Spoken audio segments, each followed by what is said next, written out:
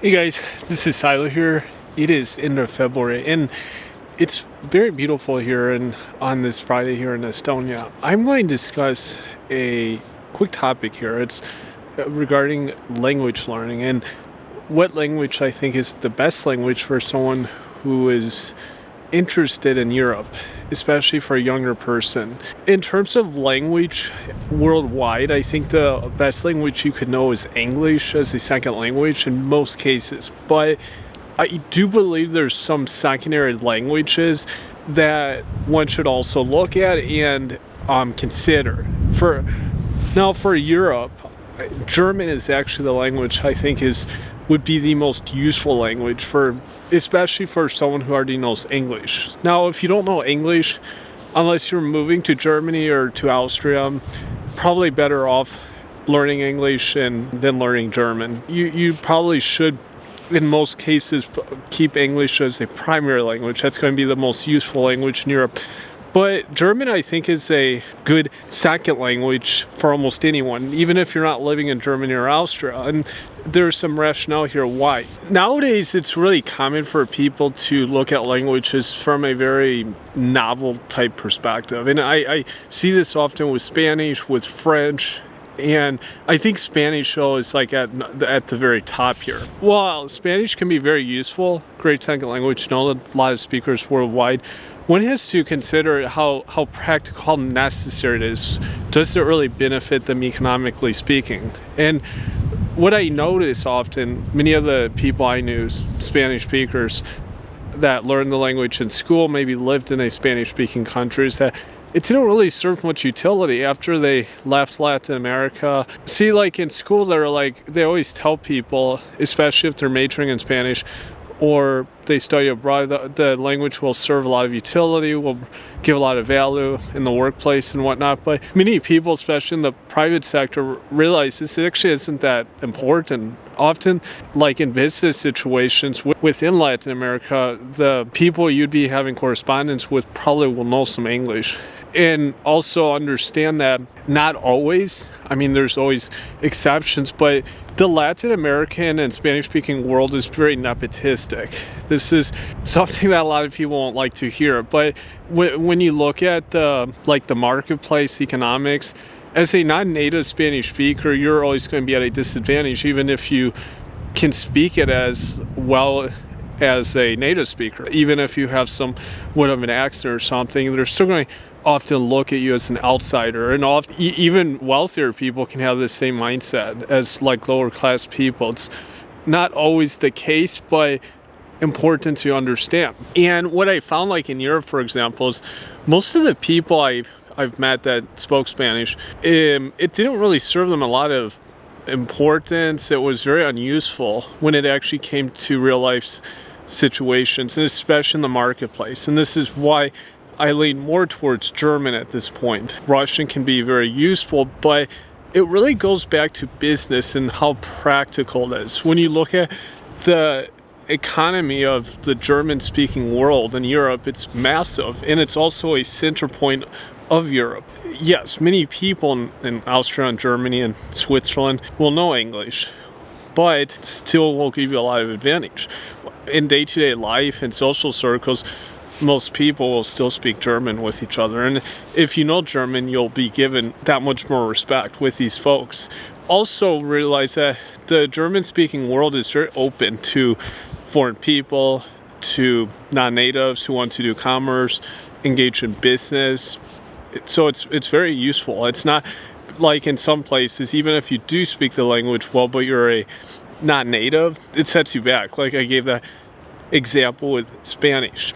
And you also have to think about, where is the language going to take me? Because that's what people often don't look at. It's very novelty based. And you can look at a language from a novelty perspective, but is it worth all the time and the effort? Maybe better languages out there that could serve a lot more purpose. And especially for guys here, MGTOW guys, or anyone, if you're living in a country like in Europe and you're learning a second language, you probably want the language to serve use, to give you some advantage. And that's where I see German, when you look at the industry and all the enterprise, the science, engineering, even within government. I mean, if we look at the European Union, a lot of it stems from the Germanic countries. A lot of it is, that's kind of the core point. And also you have to look at languages that are like in decline, or the countries that have a language that also could be in decline. We look at English, for example, like in England, the UK. Historically, that was a big selling point of people learning English in Europe and also perhaps North America. But we can see UK's in decline, and it will likely continue. I don't see them as being like an industry leader in many areas in the near future, and likewise, like in North America, also likely in decline. But just remember here what this is for people in Europe, not for people outside. Maybe if you were going to North America, different language might be more useful here. Also, German is a widely accepted language in much of Eastern Europe. It's very well looked upon, and many people, like in Russia and Ukraine, actually do learn German as kind of a second language. It's definitely growing in popularity, not as much as English, but this is growing. People can see the influence. And also, when we look at the Germanic-based languages, also very practical. When you look at Norwegian, Swedish, Danish, Dutch, some other languages in there, these are all Germanic root languages. So what that means is that if you know German, to learn those ones or understand them, communicate, probably that much easier than non-Germanic language. It's kind of like a Slavic language when we look at like Slavic or Czech or Polish. These are all in the Slavic language group, so very useful. You can kind of cross between these language groups. Now, another thing is the fact that Germany, in Germanic-speaking world, tends to have a pretty solid reputation. It usually at the least stays pretty neutral when it comes to political international affairs, which is, I think, a big selling point of the language. It's kind of like in Finland. Finland historically stayed pretty neutral, kind of like Switzerland, throughout most of the major world conflicts, wars, and etc. Germany, when we look at it from this viewpoint, has maintained very good relations, or at least decent relations, with even countries that were very much in opposition to the English-based world. Another strong selling point, because that means that like you're doing business, commerce, you're in government, whatever it is, this is going to be a pretty respected region, and it all the more you can be pretty certain that even if countries like Iran, Venezuela, China have bad relations with English-speaking world like US, these countries most likely will maintain at least decent relations. That is a big plus, because if we look at some languages, if we went to, say, North Korea, if we didn't have South Korea, it would just be North Korea. Korean would have a very bad stigma because it would just be associated with North Korea. I think this is kind of one of the situations with Russian, why it lacked a lot of adaptation, was because Russian kind of had this negative orientation in people's mind, unfortunately. And it's not until recently people looked at from more of the practicality standpoint, rather than just the mainstream Hollywood perception of the Russian culture and Russian-speaking world.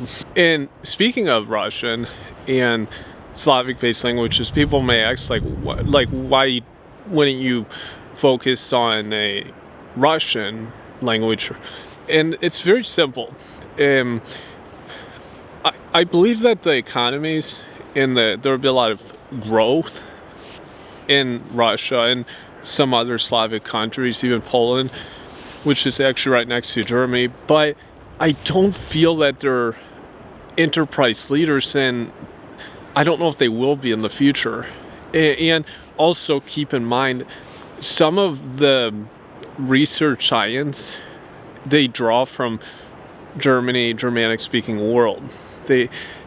They also have a reliance in certain areas on these areas. And the fact that for an outsider, it's probably more likely they can go to Germany or Germanic-speaking country and make something of themselves. Like a younger guy, even if they don't have a lot of resources prior, they can probably go there and pending they learn the language and grow in the country, probably can be successful. I can't say the same thing in Russia and Ukraine. It's a little different there. I don't think it's as open for a foreigner, and the economies just are structured differently. Could happen, but probably more doable in like a Germanic-based country. Another reason is just because most people aren't going to be able to speak German. It's more likely people know English, maybe Spanish, maybe French. German is probably not going to be as common. So if you know this language, you're going to have more leverage. There's a decent amount of economic GDP from this region. So if you're like in real estate, or you're trying to sell a car, any kind of commerce, or you work in the government type of area, teacher, professor, if you know German, it's going to set you apart more than, say, if you knew English or Spanish. It's probably going to be more distinguishing because less people are probably going to know it, especially fluently. They may know it little, but they probably won't know it fluently to get by in a way that someone who knew it exceptionally well would. And also, when we look at Germanic region, it's very much like a center point of Europe, geography-wise. English obviously was in England, in the UK, which is way Western Europe.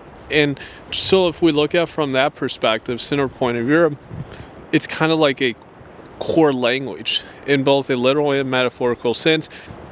And it's very practical. Like if wherever you're going in Europe, traveling, probably going to be very useful. This is some reasons here. Each person's different. You gotta be honest with yourself. Choose a language that you think is most suitable, but consider German if you haven't. And like any language, you gotta be patient. On the ground practice is the best way to learn the language, and you gotta approach it in a very long-term mindset. So give me your feedback below, and thank you.